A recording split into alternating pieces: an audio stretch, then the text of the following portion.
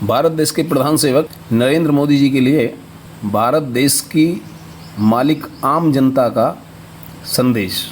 मोदी जी, ऐसा नहीं है कि आप ही के मन में कुछ मन की बातें हैं, आम जनता के मन में भी कुछ अपने मन की बातें हो सकती हैं। आज तक आपने आकाशवाणी के माध्यम से अपने मन की बात आम जनता तक रखी है। इस बार हम चाहते हैं कि मन की बात के माध्यम से आप अपने मन की बात ना कहकर इस बार आप देश की मालिक आम जनता के मन की बात प्रोग्राम के माध्यम से अर्थात आकाशवाणी के माध्यम से आम जनता के सामने रखें और साथ ही आम जनता के मन की बात को स्वयं भी सुनें। साथ ही हम आम जनता से अपील करते हैं कि इस देश की मालिक आम जनता के मन की बात को जन जन तक, साथ ही मोदी जी तक पहुंचाने के लिए अधिक से अधिक शेयर करें। नई समाज संरचना हमारा कॉन्सेप्ट है, उसमें हम 3 सब्जेक्ट पर वर्क कर रहे हैं, प्रेम, पैसा और ताकत। तो प्रेम के लिए समाज का गठन है, पैसे के लिए नए व्यापार का गठन है और ताकत के लिए राजनीति का नया स्वरूप हमारे पास मतलब एक नए राजनीति का नया स्वरूप बता रहे हैं। तो फिर मैं उन तीनों के बारे में बताता हूँ कि अगर कोई प्रेम में चाहता है तो मतलब उसमें जब भी कोई क्राइम समाज के अंदर होता है तो उसकी सबसे पहले खबर किसे मिलती है भाई? समाज को मिलती है, सरकार को? समाज कोई मिलती है। हाँ, तो पहले जो है उसमें समाज ही जिम्मेदार है। मैं उसे उन्हें यही समझाने की कोशिश करता हूँ कि देखो पहले ज्यादा जो जिम्मेदार है वो समाज है। तो समाज ही तो सरकार को सूचित करती है। हाँ, समाज सरकार को सूचित करती है और जब उसके जो जड़ होती है, मतलब जो बारीकी से जब वो पनपना शुरू होता है तो कायदे में समाज को तो ये भी पता लग जाए, मतलब समाज से मतलब कोई एक व्यक्ति से थोड़ी है। तो जिन लोगों से कोई भी अगर क्रिमिनल है वो भी उसके भी सलाहकार होते हैं और वो समाज के ही लोग तो होते हैं जो सलाहकार होते हैं। तो अगर हर एक आदमी अगर अपनी जिम्मेदारी को समझे तो जैसे ही वो पनपने शुरू हो रही है तो जब भी उसे समाप्त कर दिया जाए, उसमें वो समाज हित के लिए देखे भी इसके दुष्प्रभाव हमारे आने वाली पीढ़ियों पर भी तो पड़ेंगे, लेकिन वो उस समय मजा लेने के लिए वो उसे और उकसाता है उसे रोकने की बजाय। तो या उसके मन में कोई गलत विचार आया, चाहे आर्थिक क्राइम है और चाहे वैसा किसी प्रकार का भी क्राइम ले लो, जब क्राइम जब पनपता है तो सलाहकार तो क्रिमिनल के भी होते ही हैं, वे समाज के लोग तो होते हैं। तो जिम्मेदार सरकार तो बाद में है, पहले तो समाज है। तो कायदे में समाज का तो नवनिर्माण इसलिए होना चाहिए, मतलब समाज के नए समाज का जो गठन होना चाहिए वो तो इसलिए होना चाहिए कि हर व्यक्ति एक सिपाही के रूप में काम करे, हर व्यक्ति एक सामाजिक सिपाही बने, जब ही जाके समाज की समस्या हल हो सकती है। तो इसलिए तो हम नई समाज संरचना कर रहे हैं। दूसरे नंबर पे आता है मतलब पैसा। अब ये पैसा कोई भी एक व्यक्ति रातों रात लखपति करोड़पति बन जाता है। कैसे बन जाता है? अब बाबा रामदेव का यहाँ प्रोडक्ट बिकता है इंडिया में, तो मतलब पूरे इंडिया में कहीं भी अगर उसका प्रोडक्ट बिकता है तो उसका मुनाफा वहां पहुंच जाता है, हरिद्वार। अगर उसका प्रोडक्ट कहीं विदेश में, पाकिस्तान में बिकता है, चाहे अमेरिका में बिकता है, उसका प्रोडक्ट जहां भी कहीं बिकेगा और हरिद्वार उसका मुनाफा आता रहेगा। तो इसे क्या कहेंगे? ये पाइपलाइन तो बनी हुई है भाई, पाइपलाइन में वहां से वहां प्रोडक्ट बिका, लेकिन ऑटोमेटिक पैसा है यहाँ। तो ये हमने एक पाइपलाइन जो सिस्टम बनाया है, इसकी कटिंग करके, मतलब इसको खत्म करके, अब मान लिया हम इस तंत्र से लड़े, इसको मिटाने की कोशिश करें तो गलत है। हम इन पाइपलाइनों का फायदा उठाएं और ये पाइपलाइन किसी व्यक्ति विशेष की ना करके किसी समाज की कर दी जाए, मतलब पूरे समाज की कर दी जाए। तो इसमें जो हमारा समाधान है वो ये है कि एक ऐसे व्यापार का गठन करा जाए, ऐसी व्यापार संरचना तैयार की जाए जिसमें हम जो है समाज के लिए, मतलब उसका जो मुनाफा हो समाज का हो। तो सामाजिक संगठन, व्यावसायिक संचालन सामाजिक संगठन करें और वो जिम्मेदार लोग करें। सामाजिक फंड उसमें घोषित करा जाएगा, हमारे सामाजिक संगठन है, सभी सामाजिक संगठन लग जाओ। मैं उसमें ये नहीं कह रहा कि मेरा संगठन काम करेगा, जितने भी इस दुनिया के अंदर संगठन है सारे काम करें, लेकिन समाज के लिए काम करें। उसका जो मुनाफा हो रहा है उसे सामाजिक फंड घोषित करें कि हमारे सामाजिक संगठन के पास में इतना सामाजिक फंड है और ये हमने इस तरीके से व्यावसायिक गतिविधियों से करा, बिना किसी भीख दया दानी अनुदान के। भाई आप कहीं से भी अपने घर का सामान खरीदते हैं, उसका मुनाफा किसी दुकानदार का होता है या किसी मतलब बड़ी ही कंपनी का होता है, चाहे आप बिग बाजार से ले रहे हैं, चाहे आप जितने भी बिग बास्केट है, आप जितने भी मतलब और प्लेटफॉर्म है जहां से आप सामान खरीदते हैं, तो उसका मुनाफा उन्हें पहुंच रहा। अब वही सामान तुम समाज से लो, मतलब अगर जो समाज, लेकिन सामाजिक स्टोर्स होंगे, सामाजिक इस प्रकार की व्यवस्थाएं होंगी तो जब भी तो तुम समाज से लोगे, जब समाज में ऐसा कुछ है ही नहीं, समाज कुछ करता ही नहीं है। तो जब समाज जो निकम्मापन है उसे, एक तो व्यावसायिक प्रणाली से दुनिया भर की बेरोजगारी खत्म होगी और उसमें समाज का फायदा होगा और समाज का सामाजिक फंड एकत्रित होगा। तो ये दूसरी व्यवस्था जो है नई व्यापार संरचना समाज की, ये दूसरी व्यवस्था है। तीसरी व्यवस्था राजनीति की। अब राजनीति में हमारा जो अपना सोच है वो ये है कि अगर सारे के सारे जितने भी दल हैं जो भी राजनीतिक पॉलिटिकल दल हैं, ये सारे के सारे दल खत्म कर दिए जाए और तुम इसमें सीधा सीधा हमने जो इसमें कॉन्सेप्ट तुमने बताया है उसमें हम इस प्रकार से बता रहे हैं कि देखिए। देखो रुको एक मिनट, नहीं रुक जाओ। हाँ बताओ। देखो आपके पास जो हिंदुस्तान का कॉन्स्टिट्यूशन है, हाँ उसके हिसाब से आप लैप्स ऑफ एजुकेशन हो। हाँ बिल्कुल है, लैप्स ऑफ एजुकेशन बिल्कुल 100% हम इस चीज को स्वीकार कर रहे हैं, क्या दिक्कत है। नहीं तो सुन तो लो। हाँ बताओ। जो भारतीय संविधान में जो दे रखे हैं, भारत जो है उसके अनुसार चलेगा, ना कि तुम्हारे अनुसार चलेगा। हर देश का एक अपना संविधान होता है। ठीक। तो जैसे आप कह रहे हो कि सभी दलों को खत्म कर दिया जाए, हाँ तो अनुच्छेद में, संविधान में किसी भी अनुच्छेद में इस बात का कोई वर्णन नहीं है। मैं रत्ती भर भी विद्रोह में नहीं हूँ और मैं एक सेंटीमीटर भी संविधान के खिलाफ नहीं हूँ। मेरी बात सुनो, आदमी अभी आपने कही थी बोलने की आजादी है, तो ये जो जितनी बातें मैं कर रहा हूँ मैं बिल्कुल बोलने की बात कर रहा हूँ। मैंने ये बिल्कुल नहीं कहा कि आप जो है जब सामाजिक संगठन या सामाजिक व्यापार खड़ा करें तो उसे आप सरकार के द्वारा रजिस्टर्ड न कराएं, ये मैंने बिल्कुल नहीं कहा। मैं पहले ये कह रहा हूँ कि जैसे और भी बिग बाजार को आप ले लें या बिग बास्केट को ले रहे हैं, और भी दुनिया भर के मतलब बहुत सारे कॉन्सेप्ट हैं जो ग्रोसरी में चल रहे हैं, मतलब इसमें एफएमसीजी में चल रहे हैं, वो जितने भी कॉन्सेप्ट मतलब चल रहे हैं जिस तरीके से वो चल रहे हैं, हम कहीं विद्रोह की बात नहीं करते, कहीं भी किसी प्रकार के। अब क्या है कि उसका जो वो एक कंपनी है और उस कंपनी का जो मालिक है वो एक किसी को मालिकाना हक मिला हुआ है, उसने संविधान के आधार पे ही बिल्कुल वो कराया। तो हमारे यहाँ भी कोई ना कोई मालिक बनेगा, मतलब चाहे वो किसी एनजीओ के थ्रू करा जाए। तो मैंने एक बात कही कि सारी ही सामाजिक संस्था, मैं अपनी संस्था के लिए नहीं कह रहा कि मेरी संस्था काम करेगी, बाकी सारी संस्था जो हाथ पाथ धर के बैठ जाओ मेरी ही संस्था सर्वोपरि रहेगी, ऐसा नहीं कह रहा मैं तो एक बिल्कुल खुला ऑफर दे रहा हूँ सभी सामाजिक संस्थानों को कि भी जितने भी सामाजिक संस्था हैं वो सारे की सारी इस क्षेत्र में काम करें, लेकिन उसका जो बेनिफिट हो उस बेनिफिट को व्यक्तिगत घोषित ना करके, मतलब एक आदमी पे चमकाती चली जाती है। अब बाबा रामदेव है, ये चले तो समाज के नाम से। जो अमूल है, हाँ, अमूल का बेनिफिट किसी निजी आदमी का बेनिफिट नहीं है आज भी। किसका है बताओ फिर। चलो, अमूल कोऑपरेटिव है। हाँ कोऑपरेटिव है, तो कोऑपरेटिव में जो कोऑपरेटिव से जुड़े हुए हैं उन्हीं लोगों का तो है जो जुड़े हुए हैं। मैं भी तो कोऑपरेटिव की बात कर रहा हूँ, मतलब मैं भी जो संगठन बना रहा हूँ सामाजिक संगठन, वो कोऑपरेटिव संगठन ही तो कहलाएगा। वो कैसे, वो सामाजिक संगठन या कोऑपरेटिव संगठन, इसमें क्या अंतर मान रहे हो तुम। अगर ऐसा होता तो जितने भी मंदिर हैं हाँ बिना प्रोडक्शन के पैसा कमा रहे हैं। बिल्कुल ठीक बात है। तो वो पैसा समाज का होना चाहिए था। वो समाज का आज नहीं है, इसी बात का तो दुख है, इसी बात की तो परेशानी है। वो जो जितने भी पब्लिक स्कूल चल रहे हैं ये सारे सारे मतलब एनजीओ के थ्रू रजिस्टर्ड है, मतलब सब इनकी सबकी समितियां बनाई जाती है, बाकायदा एजुकेशनल सोसाइटीज बनती हैं। जितने भी स्कूल चल रहे हैं पूरे हिंदुस्तान के अंदर, जितने प्राइवेट कॉलेज या स्कूल चल रहे हैं, इनकी सबकी एजुकेशनल सोसाइटी है। लेकिन मैं ये कह रहा हूँ कि बेशक चाहे वो कागजी आधार पे, मतलब कानूनी आधार पे, कागजी आधार पर, संवैधानिक आधार पे वो बिल्कुल एकदम से सही चल रहे हैं। जो लॉज है बाकायदा कॉन्स्टिट्यूशन के जितने भी लॉज हैं उन्हें वो सबको बिल्कुल फुलफिल अप कर रहे हैं, मतलब उसमें कोई मुझे परेशानी नहीं है, मैं मान रहा हूँ। लेकिन जो वास्तविकता है, वास्तविकता तो आप भी जान रहे हो, मैं भी जान रहा हूँ, पूरा समाज जान रहा है। एक भी समाज का ऐसा आदमी नहीं जो वो उससे जो सामाजिक फंड है उसका प्रावधान ही नहीं है। मतलब प्रावधान, मैं कब कह रहा हूँ प्रावधान है, मैं ना मैं उसमें प्रावधान कराना चाह रहा, लेकिन प्रावधान कैसे हो सकता है। मैं इसे कोऑपरेटिव के माध्यम से, कोऑपरेटिव के माध्यम से अगर होने वाला होता तो कोऑपरेटिव सोसाइटीज इंडिया के अंदर कम है क्या, ये बताइए आप मुझे। नहीं, कोऑपरेटिव सोसाइटी क्या हो भ्रष्टाचार, जब ऐसा ना जो आदमी मान तुम्हारी संस्था भी कल को बड़े रूप पर हो गई, ठीक है, और उसमें जो है एक पदाधिकारी हो गए, चलो अब उसमें मैं मानता हूँ 800 आदमी बिल्कुल ऐसे हैं कि वो चाहते हैं कि पब्लिक का ही भला हो। ठीक। 200 आदमी कहेंगे भाई ऐसा है, पब्लिक गई है तैसी में।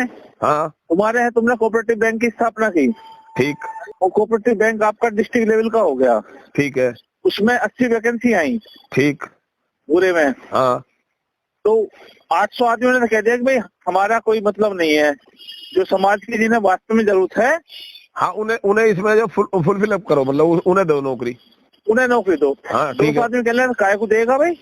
हाँ 80 सीट है, 80 में से अपनी काट ले, कितनी 64 सीट तुम्हारी होगी, 20-16 हमारी हो गई, हाँ, तो 80 सीट है, एवरेज निकाल लो। 800 आदमी तुम 64 होगी, हमारी 200 16 सीट हो गई। बिल्कुल बिल्कुल बिल्कुल। 16 सीटों को हम चाहे 1000 में बेचते, चाहे फ्री में करें, चाहे कैसी करें। हाँ बिल्कुल सही बात है। हर चीज के दुष्परिणाम भी है। मतलब मैं इन एक भी बातों में से अस्वीकार करने के लिए तैयार नहीं हूं, मतलब मैं बिल्कुल इस बात को अस्वीकार नहीं कर रहा। लेकिन मैं जो कहना चाह रहा हूं, अगर जो मेरी बात का पूरा मतलब पूरी बात अगर मेरी सुनी जाए तो पूरी बात समझ में आ रही है कि मैं पूरी बात कहना क्या चाह रहा था।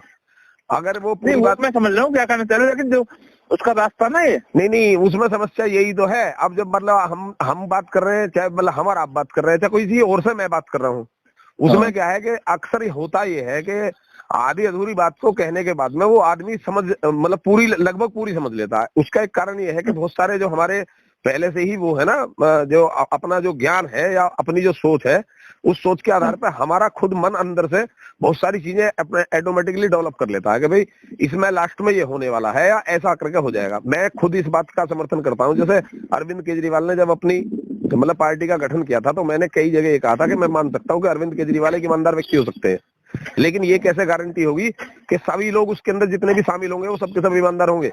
मैं मान सकता हूँ कि 80% लोग ईमानदार होंगे, लेकिन 20% तो भ्रष्ट ऑटोमेटिक आ जाएंगे जब पार्टी गठित हुई है। अगर राजनीतिक पार्टी से इस देश का भला होने वाला होता, इस दुनिया का अगर राजनीतिक पार्टी से भला होने वाला होता, तो अब से पहले सैकड़ों पार्टी बनी है। भाई पार्टी उन पार्टियों से बेहतर हो सकती है, उनसे घटिया हो सकती है, मतलब अच्छी हो सकती है या बुरी हो सकती है, लेकिन वो बिल्कुल एकदम बिल्कुल 100% सही होगी ऐसा तो हो ही नहीं सकता। अरविंद केजरीवाल के अलावा जितने लोग होंगे या उनकी वृत्ति के अलावा जितने लोग होंगे, तो अच्छे बुरे लोग ऑटोमेटिक शामिल हो जाएंगे अगर पार्टी बनेगी तो मैंने इस पार्टी सभी तरह के लोग होंगे। आम आदमी पार्टी मैंने इसीलिए ज्वाइन नहीं करी, मतलब मुझ पे किस प्रकार का ऑफर नहीं था, सब तरह का ऑफर था और कोई ऐसी दिक्कत नहीं थी किसी प्रकार की कि जो मैं उसमें अगर घुस के उसमें वर्क नहीं करके अब मैं अपने आप को ना चमका सका। लेकिन मतलब मैंने उस चीज से जो हाथ खींचा पीछे हटा, मैं इसी वजह से हटा। मैंने और भी कोई राजनीतिक दल आज तक ज्वाइन नहीं किया, तो उसका कारण यही है कि राजनीतिक पार्टियों से कोई समाधान नहीं निकलने वाला और वो मुझे स्पष्ट दिखाई दे रहा है। राजनीतिक पार्टी अच्छी हो सकती है, अब बात यही है, वही बात तुम मुझे समझाने की कोशिश कर रहे हो जो मैं आम आदमी पार्टी के गठन होते समय जो मैं लोगों को समझाता था, वही बात तुम मुझे समझाने की कोशिश करो। लेकिन अब उसमें मतलब मेरे में और उसमें थोड़ा सा फर्क है। जब मैं उस चीज पे पहले ही चिंतन कर रहा हूँ, मैं जानता हूँ कि किसी भी प्रकार का संगठन अगर खड़ा करा जाता है, चाहे वो कोऑपरेटिव हो और चाहे वो सामाजिक संगठन हो, मतलब किसी भी प्रकार की फेडरेशन यदि हम खड़ी करते हैं तो उसके अंदर भ्रष्टाचार ना हो ऐसा हो ही नहीं सकता। मैं ये नहीं करा कि जो मेरी परिकल्पना है उसके अंदर 100% जो है मतलब इसका निवारण हो जाएगा। बिल्कुल एकदम से हम लोग एक ऐसा संगठन दे देंगे, सामाजिक संगठन दे देंगे जिसके अंदर कोई भ्रष्ट होगा ही नहीं या कोई भ्रष्टाचार नहीं होगा। लेकिन अब उसमें क्या होता है कि उसको भ्रष्टाचार को रोकने के लिए मतलब जो मैंने जो अपना सोचा है, भाई कुछ तो करना पड़ेगा। जहां तक बात आती है, जब करने की बात आती है, करे बिना वाले आत्मा नहीं रुक रही अंदर से, या मतलब कुछ भी कोई चीज है ऐसी कि जो नहीं रुक पा रही और बार बार सोच जो समाज के प्रति खड़ी हो जाती है। तो हम जो इसमें बात कर रहे हैं ना, जो मैं तीसरा मुद्दा जो बता रहा था आपको, 2 मुद्दे मैंने आपको बताए और उसमें ठीक है, तुम्हें अपने तरीके से लगा कि इसमें यहाँ विरोधाभास है। लेकिन जो तीसरा मुद्दा है राजनीति के बारे में, मैं कह रहा था कि भाई राजनीतिक दल खत्म करे जाएं, लेकिन वो कैसे खत्म करे जाएं सुन लो। राजनीतिक हमें ना तो किसी राजनीतिक दल को मिटाना, ना हमें उसके खिलाफ बोलना। राजनीतिक दल में अगर जान होगी तो राजनीतिक उसे प्रदर्शन करने का पूरा मौका दिया जाएगा। राजनीतिक दल तो बने हुए ही है। मेरे पास जो एक मतलब है राजनीति का जो नया स्वरूप है मेरा ये है कि हमें आज तक जितने भी जो चाहे तो दल के व्यक्ति हो चाहे निर्दलीय व्यक्ति हो, वो लोग क्या करते हैं आज की डेट में, जो चुनाव की जो व्यवस्था बनी हुई है वो इस प्रकार की है कि पहले अपना शक्ति प्रदर्शन करो, खूब अच्छे तरीके से पैसा लुटाओ और पैसा लुटाने के बाद में चमक धमक पैदा करो, प्रचार प्रसार पर दुनिया भर का पैसा खर्च करो, लोगों को हिप्नोटिज्म करो और उसके बाद में उन्हीं की वोटों से जीत के और उन्हीं पे फिर शासन करो। ठीक है, अब वर्तमान व्यवस्था ये है, उसमें हमने जो है दूसरा कॉन्सेप्ट डिजाइन किया है कि हम किसी से भी हिप्नोटिज्म ना होके, मतलब हम किसी के द्वारा भी सम्मोहित ना होके हम लोग क्या करें कि जैसे राजनीति में हम ये नहीं करें कि संवैधानिक रूप से, जो मैं कह रहा हूं ये संवैधानिक रूप से होना चाहिए, बिल्कुल नहीं होना चाहिए। संविधान जैसा खड़ा है वो वैसा का वैसा ही खड़ा रहे और संविधान में परिवर्तन की मुझे कोई आवश्यकता नहीं है, केवल जन जागृति की आवश्यकता है मुझे, केवल हम लोग जागरूक हो जाए। संविधान जैसा है, जब उसी संविधान का दूसरे लोग फायदा उठा सकते हैं तो क्या उस संविधान का समाज फायदा नहीं उठा सकता? उसके उन्हीं बायलॉज का जिन धाराओं के अंतर्गत कोई दूसरा व्यक्ति फायदा उठाता है, उन्हीं धाराओं का हम लोग फायदा नहीं उठा सकते क्या? मैं तो पहले ये बात कह रहा हूं कि हम भी खुद उतने ही भ्रष्ट होंगे जितने दुनिया में लोग हैं, लेकिन जो उन्होंने अपनी पाइपलाइन, अब जैसे बाबा रामदेव ने अपनी पाइपलाइन तैयार करी तो हम वही पाइपलाइन बिल्कुल वैसी की वैसी, अगर मेरी बात को अगर उसमें समझना चाहते हो, वाकई में दिल से समझना चाहते हो, तो एक छोटी सी कहानी है एक गांव में एक मंदिर था जो बिल्कुल जर्जर हो गया, उसमें लोग पूजा करने के लिए जा रहे तो दिखाई दे रहा है कभी भी ढह के गिर सकता है। अब बात आई कि इसे तोड़ दिया जाए, सब बोले भाई भगवान का मंदिर इसे कैसे तोड़ेंगे हम, पूजा स्थल था या मंदिर था कुछ भी मान लो उसे, तो इस पर तो हथौड़ा कोई नहीं चलाएगा। अब कुछ समझदार लोगों ने, कुछ लोग तो ये कह के भाई हम तो नहीं तोड़ सकते, हम तो इतना बड़ा पाप नहीं कर सकते, हम तो हथौड़ा इस पे नहीं चला सकते क्योंकि भगवान का मंदिर है, हम तो इसमें बिल्कुल नहीं करेंगे। अब उसके जस्ट सामने कुछ समझदार लोगों ने बिल्कुल वैसा का वैसा ही एक मंदिर बना दिया। भैया जिसे पूजा उसमें करनी है वो उसमें जाके कर ले, और बाकी जिसको ठीक लगे वो हमारे इस मंदिर में, नए मंदिर में आके कर ले। आहिस्ता आहिस्ता सब लोग नए मंदिर में आने लगे और वो अपने आप ही ध्वस्त हो गया, वो तो गिरना था ही था। तो लोगों के जो दुर्घटना होने वाली थी वो दुर्घटना होने से बच गई। मैं जो भी वर्क करना चाहता हूँ, जो मैं समाज के लिए काम करना चाहता हूँ, मैं बिल्कुल संविधान के खिलाफ जाके नहीं करना चाहता। मैं बिल्कुल जैसे जैसे संविधान चल रहा है, संविधान के बिल्कुल उस संविधान के तरीके से चल के, बिल्कुल उसी के समकक्ष चल के, उसी के साथ साथ चल के, और हम दूसरा स्वरूप पैदा करना चाहते हैं। हमारा राजनीति का जो नया स्वरूप कहता है वो ये कहता है कि हर गांव में कमेटियां गठित हो, मतलब समाज का विस्तार तो जैसे मैं बताता हूँ वैसे ही होगा। मतलब चारों माही से अपने, जैसे हम ग्राम प्रधानों से संपर्क कर रहे हैं, वार्ड मेंबर से संपर्क कर रहे हैं, तो वो हमारा पहले एक नई समाज रचना के पहले मेंबर, सामाजिक सदस्य तो तैयार हो पूरे हिंदुस्तान के अंदर। अच्छा, जब सामाजिक सदस्य तैयार हो गए तो हम एक अध्यादेश जारी करा सामाजिक स्तर पर, बिना किसी पार्टी के।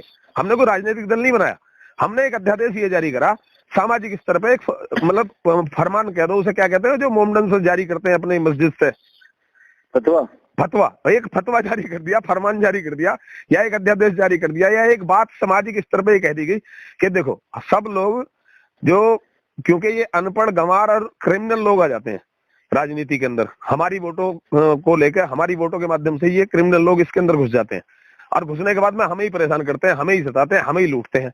तो उसके लिए क्या करना, हमें किसी भी राजनीतिक दल के किसी भी मेंबर को वोट ना देके हमें एक योग्य व्यक्ति चाहिए। भाई हम चुनाव के खिलाफ नहीं जा रहे, हम ये नहीं करे चुनाव बंद कर दो, हम ये भी नहीं करे राजनीतिक दल बंद कर दो। राजनीतिक दल जो हरकतें कर रहे हैं वो बिल्कुल वैसी ही करती रहे, जैसे उन्हें चुनाव लड़ाना वो तो वैसे ही लड़ाना, हम उनसे यही नहीं करेंगे तुम इसमें कोई परिवर्तन करो। हम एक सामाजिक स्तर पर हम ये अध्यादेश जारी कर रहे हैं कि सब लोग, मतलब डीएम के पास जाओ, एक परिसीमन में लगभग एक डीएम तो लेगा, परिसीमन चाहे 4 जिलों की बन रही हो कट के, तो मतलब डीएम के पास जाओ और उससे जाकर कहोगे ऐसा है भाई तुम संवैधानिक स्तर पे, मतलब एक आपने ही मुझे बताया था, मुझे खूब अच्छे तरीके से ध्यान है कि कोई भी गवर्नमेंट एम्प्लॉय चुनाव लड़ सकता है, अगर वो हार जाएगा तो उसकी गवर्नमेंट, मतलब वो सरकारी नौकरी उसकी बनी रहेगी, अगर वो जीत जाता है तो वहां से वो रिजाइन कर देगा, परमिशन लेके चुनाव लड़ सकता है। तो हाँ, तो डीएम परमिशन लेगा वगैरह, क्योंकि वो समाज का नौकर है, डीएम जो है वो समाज का नौकर है, वो परमिशन लेगा गवर्नमेंट से कि मैं ऐसे ऐसे चुनाव, जनता मुझे चुनाव लड़ा रही है, मैं चुनाव लड़ना चाहता हूँ, अगर हार जाऊंगा तो मतलब वो रहेगा ही, ऑटोमेटिक रहेगा पद पे, वो जो भी फॉर्मेलिटी होती है वो सारी फॉर्मेलिटी डीएम पूरी करेगा। अब क्या है, मतलब एमपी पद के लिए मतलब डीएम उच्च अधिकारी, मेरा कहने का मतलब है जो भी उच्च अधिकारी होते हैं, एक तो एक क्रिमिनल नहीं होते, पहली बात, क्रिमिनल होंगे तो सरकारी नौकर कैसे बन जाएंगे? आप ठंडे दिमाग से बिल्कुल सच्चे मन से सोच के देखो, क्या कोई क्रिमिनल गवर्नमेंट नौकरी, मतलब संविधान के आधार पर ही क्या सरकारी नौकर बन सकता है कोई क्रिमिनल? ये बताओ। नहीं कोई। अच्छा, अब एक बात बताओ, वो उसने क्राइम की दुनिया को क्यों नहीं चुना? क्योंकि उसकी भावना बचपन से ही ऐसी थी कि मुझे सरकारी नौकरी करनी है। आप समाज में रहते हैं, मैं भी समाज में रहता हूँ, आप सोच के देखो, जो बच्चे सरकारी नौकरियों पर जाके लगते हैं वो कितने लगनशील, कितने मेहनती, कितने ईमानदार, कितने अच्छे तरीके से जीवन जीते हैं, कितनी उनके अंदर सभ्यता होती है, कितने वो पढ़ाई पे कितना ध्यान देते हैं। तो वो लोग क्या है कि वो बिल्कुल, अच्छा दूसरी बात, जब वो उच्च पदाधिकारी बन चुका है तो उसे सारी जानकारियां हैं। अब ये जो नेता होते हैं, वैसे जो नेता जो हम चुन के भेज देते हैं, मैंने खुद डीएम से कई नेताओं को ये कहते हुए सुना है कि साहब ऐसे ऐसे जनता को तो छोड़ दिया बाहर, अंदर पहुंचे हाथ जोड़ के रिक्वेस्ट कर रहे हैं, साहब मुझे इसका रास्ता बता दो, मुझे कुछ पता नहीं है। डीएम से करें, मतलब ये अब इसका क्या समाधान करूं, ऐसे ऐसे बात है, ये मामला है, अब इसमें बताओ साहब, जैसे भी करो। तो साहब डीएम को हाथ जोड़ के, वैसे हमारा जनप्रतिनिधि है, बाहर चाहे वो कितना ही बड़ा बदमाश बन रहा है, लेकिन अंदर वो गवर्नमेंट मतलब जो भी मतलब गवर्नमेंट एम्प्लॉई है, उसके सामने जाने के बाद में उनसे खुद रास्ते पूछते हैं, क्योंकि उन्हें कुछ पता ही नहीं है। अनपढ़, गंवार, क्रिमिनल, मतलब हम जो चुन के वहां भेज देते हैं। तो जब वो ऑलरेडी पहले से पढ़े लिखे व्यक्ति को हम सर्वोच्च पद पे, गवर्नमेंट के सर्वोच्च पद जो है, एक मैं जो मानता हूँ, वैसे तो कोई सा पद हो, लेकिन जिला स्तर पर जो जनता का सबसे बड़ा रक्षक होता है वो एक डीएम होता है। तो डीएम को हम जो है कम से कम एमपी के जैसे चुनाव हो तो हम डीएम के पास जाएं और जाके कहें, बोले कि ऐसा है, हम मतलब आपको मतलब अपना जनप्रतिनिधि के रूप में चुन के वोट हम आपको देंगे। सुनो दूसरी बात, हाँ बिना ठोस आधार लिए हाँ कोई भी डीएम जो इतना बड़े रैंक पर पहुंचा हुआ है, एक साल में 80-90 डीएम बनते हैं ठीक, पूरे भारत में से। ठीक ठीक है ना, जनरल की रैंक जो होती है हाँ हाँ वो जो जिनके बच्चों की मेरिट 1 से 90 मेरिट आती है वो जनरल के वो बनते हैं, हाँ ओबीसी के 150 तक बनते हैं, SC ST के 400-450 तक बनते हैं, ठीक, जिनकी 400-450, तो करीब 150 करीब पोस्ट होती हैं हाँ आरक्षण के आधार पर। तो 150 एक साल में एमपी होते हैं 543, ठीक 541 में चुनाव होता है। हाँ। तो ये 150 तो उनसे कई गुने योग्य हैं हाँ बिल्कुल है, पूरे भारत से। हाँ तो अगर ये कल्पना इसमें आपके कुछ डीएम एग्री हो जाए इसके लिए तो ठीक है, लेकिन जब तक कोई बैकग्राउंड और फील्ड नहीं मिलेगा ना। नहीं, उसका मैं उसका आधार दे रहा हूँ तुम्हें, एक हल्का सा आधार दे रहा हूँ।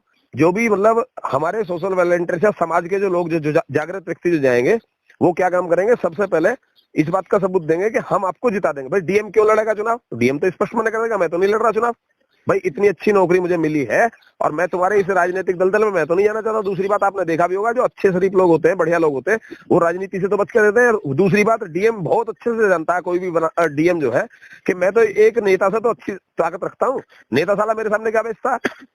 ये बात भी आप मानोगे नहीं मानोगे?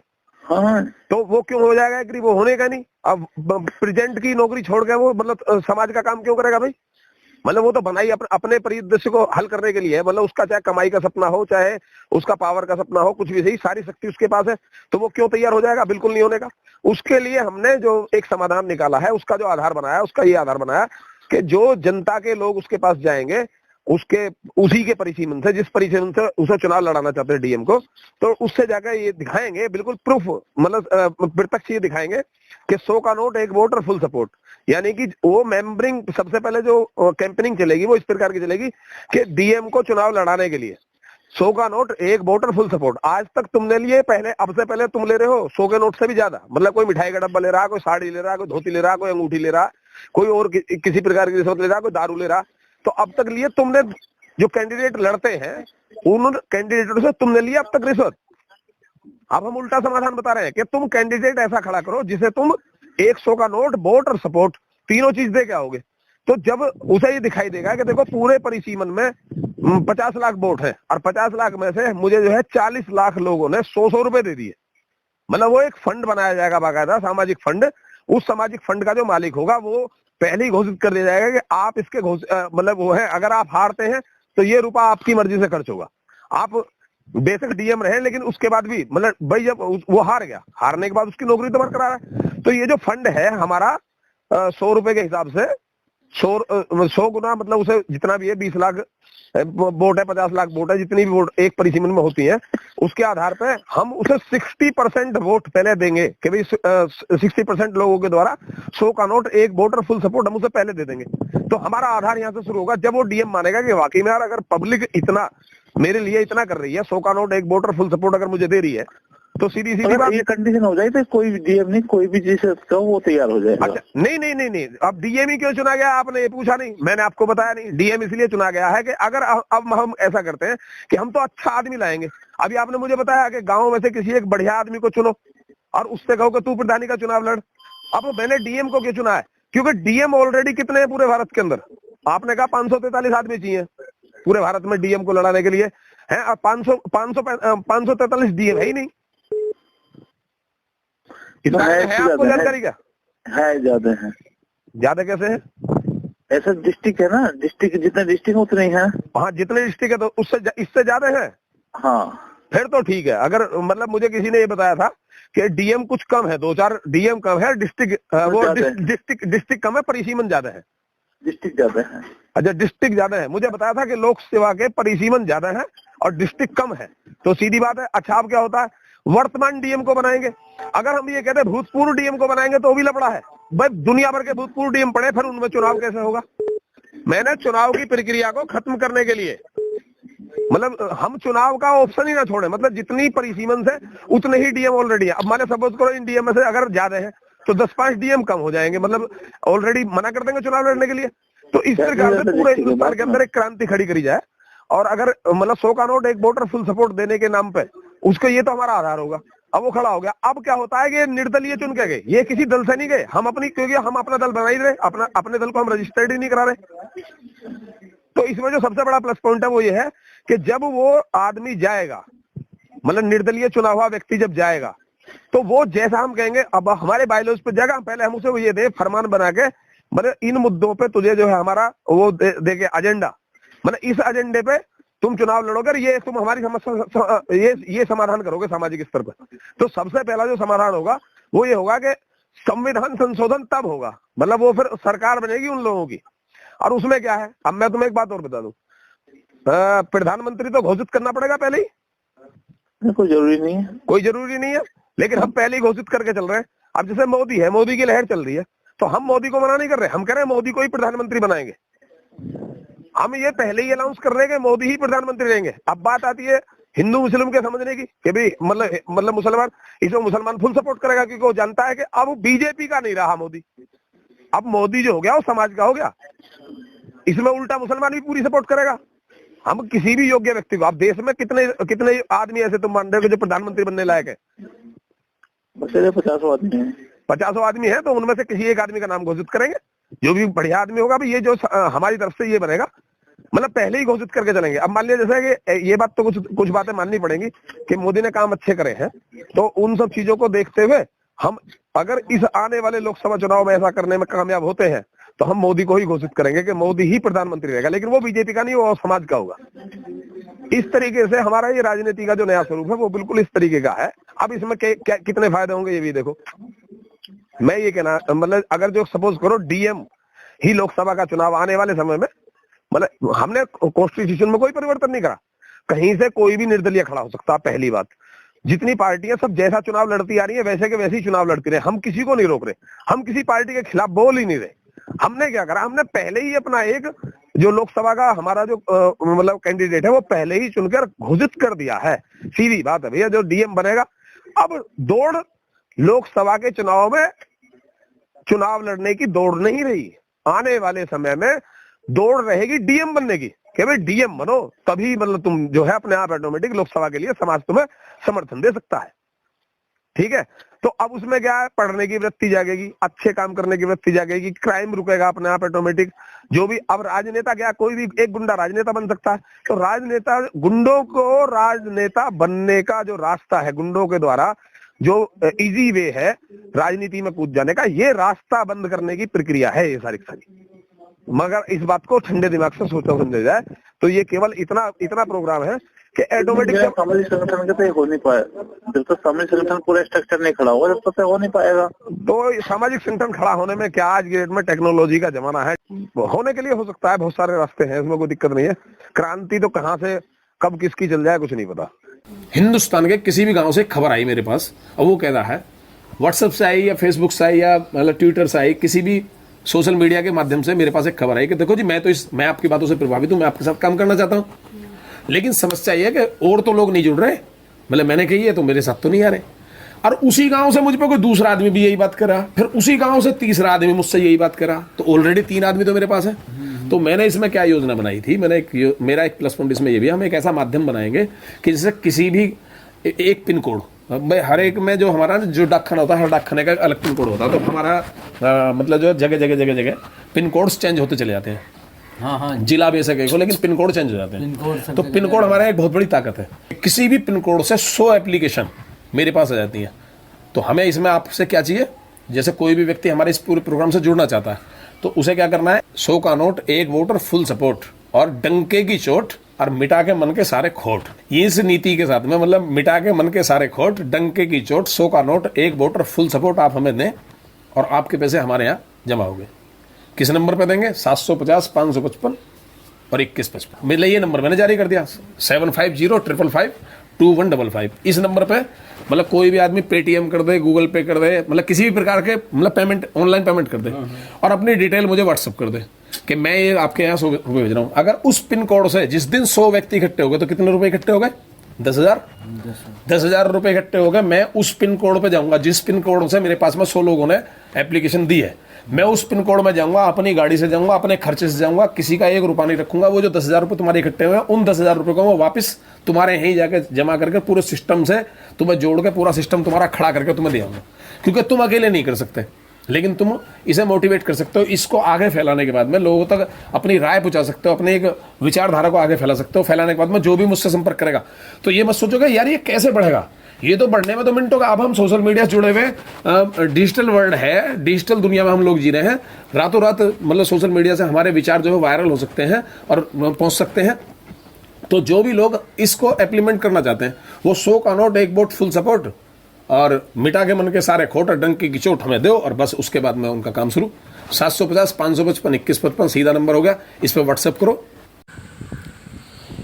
ये जो प्रक्रिया है ये सही मायनों में उन लोगों के मुंह पर तमाचा है जो लोग मनोबलिष्ठ हैं, अपने मन माने मन चाहे मन गढ़ंत विचारों में घिरे हुए हैं और वैसे ऊपरी सतह से वो दिखाते हैं कि हम आप लोगों के बिल्कुल पूरी तरीके से साथ हैं, कंधे से कंधा मिला के हम आपके साथ हैं, लेकिन साथ देने के लिए तैयार नहीं है। समाधान का या समस्या का किसी भी चीज़ का हिस्सा बनने के लिए तैयार नहीं है, आगे बढ़कर कंधे से कंधा मिलाकर चलने के लिए तैयार नहीं है। उन लोगों के मुंह पर सीधा तमाचा है।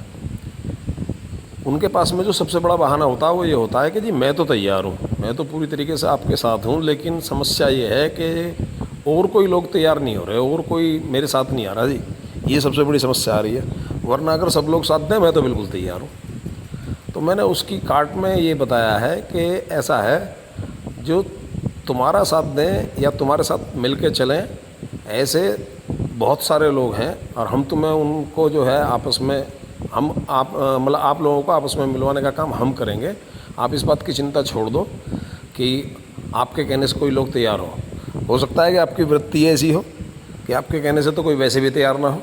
तो इसलिए तुम अगर वास्तव में समाज, देश, दुनिया, इस धरती का भला चाहते हो, समाज व्यवस्था तंत्र का यदि साथ देना चाहते हो और तुम यदि वाकई में इस देश, दुनिया, धरती के लिए कुछ करना चाहते हो तो बस सीधे सीधे तुम पहले सबसे पहला कदम उठाओ कि स्वयं हमारे साथ आ जाओ। 100 का नोट, एक वोट, फुल सपोर्ट, डंके की चोट और मिटा के मन के सारे खोट, हमारे साथ आ जाओ। इसका वास्तविक अर्थ क्या है? तो सबसे पहले तो आप ये समझ लें कि जो 100 का नोट है वो 100 का नोट है सीधा सामाजिक फंड में जा रहा है। तो सामाजिक फंड के लिए एक 100 का नोट आपका हो गया। उसके बाद है एक वोट। एक वोट का मतलब ये है कि जी कभी समय आएगा और समाज व्यवस्था तंत्र का जहाँ भी कहीं संकेत या जहाँ भी कहीं अध्यादेश, विचारधारा की प्रचार प्रसार की जो सामग्री है, ऑडियो वीडियो हैं, इसका प्रचार प्रसार ज़्यादा से ज़्यादा आप लोग करें तो ये आपकी फुल सपोर्ट है। ऑडियो वीडियो को लाइक करें, जन जन तक पहुँचाने के लिए शेयर करें और चैनल को सब्सक्राइब करें, यही आपकी फुल सपोर्ट है। अब बात आती है डंके की चोट। देखो, जब आप समाज व्यवस्था तंत्र से जुड़ते हैं, समाज व्यवस्था तंत्र के साथ खड़े होते हैं तो समाज व्यवस्था तंत्र आपको कई प्रकार के सम्मान प्रपत्र, कई प्रकार के प्रशस्ति पत्र, सम्मान पत्र एवं कई प्रकार के अन्य सामग्री प्रचार प्रसार हेतु देता है। आपके मान सम्मान में प्रचार प्रसार हेतु देता है। तो आप उसे छुपा कर ना रखें, आप उसे ऐसे स्थान पर रखें, आप अपनी बैठक में रखें या आप अपने कहीं गेट पर कोई स्टिकर उसे गेट पर चिपकाएं। मतलब वो ऐसी जगह रखें जो लोगों को दिखाई दे, जन जन तक उसका मतलब उसका सही सदुपयोग हो और वो जन जन तक पहुँचे और लोग उसे देखकर हम लोगों से जुड़ने के लिए ज़्यादा से ज़्यादा प्रेरित हों और लोग हमसे जुड़ें। और आप सरेआम ये कहें कि मैं समाज व्यवस्था तंत्र के साथ हूँ और मैं मतलब जुड़ा हुआ हूँ, तो आप उसे छुपाएं ना। क्योंकि आप ये सोचें कि भाई हमारी अन्य किसी राजनीतिक दल से जिससे हम जुड़े हुए हैं, अन्य किसी समूह से जो हम जुड़े हुए हैं, वहाँ हमारी कोई बात खराब हो जाएगी या वो लोग बुरा मान जाएंगे, तो आप फिर ना जुड़ें। क्योंकि समाज व्यवस्था तंत्र का एक कहना और है कि यहाँ मजबूर नहीं मजबूत लोगों की आवश्यकता है। समाज व्यवस्था तंत्र को खड़ा करने के लिए मजबूर नहीं मजबूत लोगों की आवश्यकता है। तो यदि आप ऐसे व्यवस्था से घिरे हुए हैं कि आप किसी अन्य समुदाय से जुड़े हुए हैं, किसी राजनीतिक दल से जुड़े हुए हैं, या किसी अन्य एनजीओ से जुड़े हुए हैं, या अन्य किसी प्रकार के भी संगठन से जुड़े हुए हैं, और आप मजबूर हैं कि हमारी प्रचार प्रसार सामग्री को आप सरेआम चिस्पा नहीं कर सकते, आप उसे स्पष्ट रूप से किसी के सामने प्रस्तुत नहीं कर सकते, आप हमारा प्रचार प्रसार नहीं कर सकते, तो आपसे ये रिक्वेस्ट की जाती है, आपसे ये विनती की जाती है, आपको एक क्लियर करके ये सलाह दी जाती है कि आप समाज व्यवस्था तंत्र के साथ ना खड़े हों, और आप जिस प्रकार से डर के जीवन जी रहे हैं उसी प्रकार से आप डर कर ही जीवन जीते रहें। और यदि आप हमारे सामग्री को, हमारी विचारधारा को बिल्कुल खुलकर सपोर्ट कर सकते हैं, तो इसी का है डंके की चोट। ठीक है जी। अब आता है मिटा के मन के सारे खोट।